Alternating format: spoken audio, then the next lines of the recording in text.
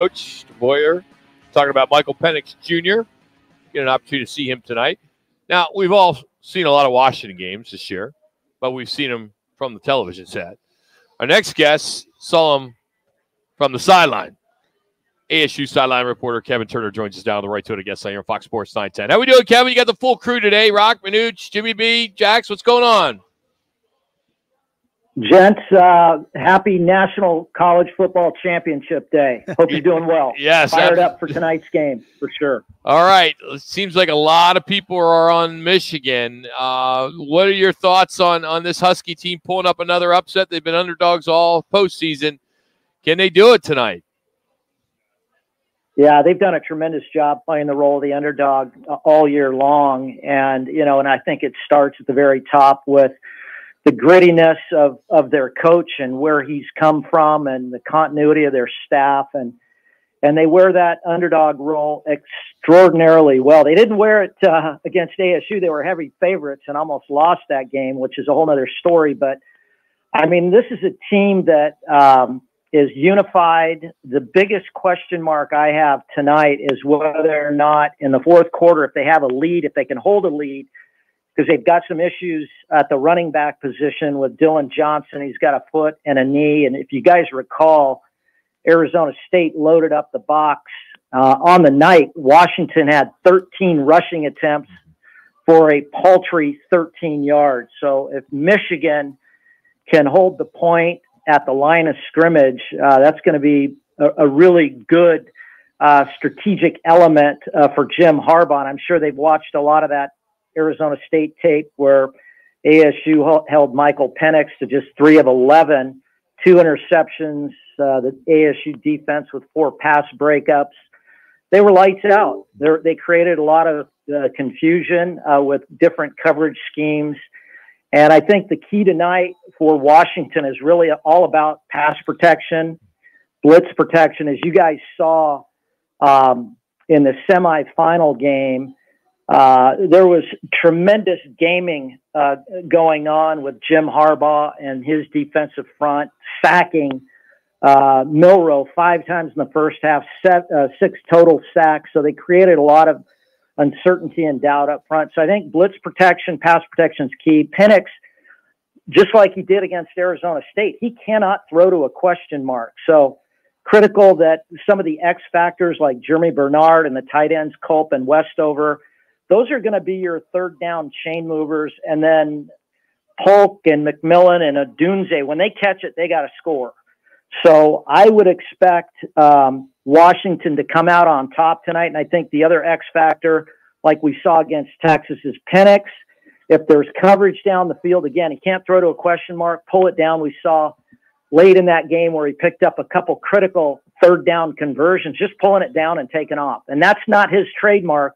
But tonight he's going to have to take that the onus and be able to pull it down and not throw to a question mark on a third and long. Kevin, you watch that ASU game. You guys are extremely physical, and to your point, a lot of blitz packages, coverages that really I thought confused Penix. But I think the question that lingered for so many people is, can Washington be as physical or match the physicality for 60 minutes against this Michigan team? And I think you just said it right there is, can they come down the wire in the fourth quarter? But why does the Pac-12 get that knock of, well, they can only be physical for so long versus, yes, they can match the physicality of Michigan?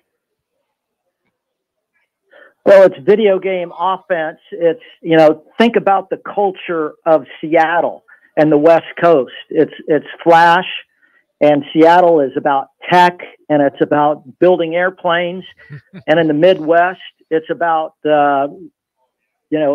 raising corn and hogs and pigs and building pickup trucks. So there's just a cultural clash. And I think we'll see that personified tonight. But I think on the defensive side, I think, Washington doesn't get enough credit. And I think the key tonight for them, we'll have to keep an eye on number 91 with Bruner. His dad was on that 91 championship team. And then a really cagey, athletic, aggressive Braylon Trice has got to come off the edge with his hair on fire. Remember this, guys. This cat J.J. McCarthy. And by the way, I mean, how many white guys call themselves JJ, for example? But this guy's somewhat of an enigma. I mean, think about this versus Bowling Green. He had 3 interceptions on 13 passing attempts. Against Penn State, he only threw the ball 8 times and didn't attempt a single pass in the second half. The following week against Maryland, he throws for 52%. So the key tonight for Michigan is this guy has got to play sound, and Blake Corum, I believe, has got to rush for 150 yards and 3 touchdowns for Michigan to win the football game. And they've got to be possessive of the football. They cannot turn it over, and they have to do exactly what Arizona State did. They've got to play keep away from this high-powered Washington offense. Arizona State in that game in Seattle possessed the ball, guys, for 37.5 minutes against Washington's 22 minutes. So that's a key tonight for Michigan, is to play keep away. All right, that was the follow-up question that I was going to have, and you already hit on that. So take me then to Washington's defensive line matched up against Michigan's offensive line. Will they be able, meaning Michigan's offensive line, to clear a path for Blake Corum? Well, I like I said, this cat Nasanoa and the linebackers Bruner and the defensive end Trice, I think that those are the 3 legs of the stool that Washington's got to lean on.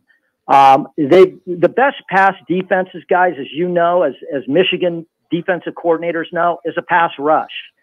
So it's going to be critical that Washington also take a page out of Michigan's playbook and really get after J.J. McCarthy and control the line of scrimmage and control the point. Yeah, the other thing too, Kevin, is you're watching this kid from number 55 from Michigan out of Servite High School in your neck of the woods. How does that kid get out of California? How does that happen? He is balling. He was all over Milroe in that game, and you went, wait a second, Servite. I mean, I almost texted you during that game, just better NIL money at Michigan versus UCLA or USC? 3 minutes. I think it's a cultural thing. It's a paradigm shift. The Pac-12 has been irrelevant, for the last 5-7 years. And, take a look at, C.J. Stroud, Southern California, goes to Ohio State. Take a look at Bryce Young, committed to USC, modern day, goes to Alabama. So, you're seeing a tremendous amount of out-migration, and just, all you have to do is look to Oregon, look to Washington. Their rosters and Utah are chocked full of Southern California talent. And now Arizona State, we just landed Raleek Brown, the outstanding 4-star, and Jacob Kongaika, another modern-day kid who transferred from Arizona, who's coming our way. Have you given any thought to, now that the season's what does over, happen? No. Have you given any thought to what's taking place now? You're going to play in the Big 12. Has that crossed your mind yet, or are you still honed in on the Pac-12? He's honed in. He's going to get a chance to go to the Little Apple in Manhattan, Kansas. That's what he's honed in on. Now, I'm just perseverating right now and thinking about the connecting flights, through Vegas, through Dallas, through Denver, weather delays. Hopefully, I'm not on Boeing. The new saying is, if it's Boeing, I'm not going. The 737 MAX just got yes, that's it. They're grounded. So that's like rolling that's playing Russian roulette. Get a parachute if you're flying a MAX, I guess. So that thing blows open. At least you've got a puncher's chance of landing on your feet. 1 minute. No, I mean, it is, there's some melancholy, there's some excitement about, going to Baylor and, going to Lubbock and Manhattan, Kansas and Cincinnati and those places. But, we're still going to play at Colorado. We're still going to play at Utah, or they're coming to our place. We still preserve the Territorial Cup. But, for me as a commuter, it's easy. So think about this. I get 2 games, one in LA every year. And then it's a 45-minute flight to Cal or Stanford, an hour, 15-minute flight to Utah, which that doesn't change. Our longest flight for us was Seattle. That was just under 2 hours. But it's a whole new ball game when you're going to Morgantown, you know, in November. Good luck on that. Or you're going to Cincinnati. There's no direct flights, you know, from John Wayne to Cincinnati. I do a lot of commuting to Columbus for business, so that's not an easy flight. But hey, you know what? It's college football. It's Saturdays. It's Sun Devils. Kenny Dillingham, this has got a very bright future. We're crushing it in the transfer portal, number 9 right now in the 24/7 poll. I mean, he's got some dudes, some great defensive linebackers, some edge rushers, defensive linemen. We've filled in some holes at corner.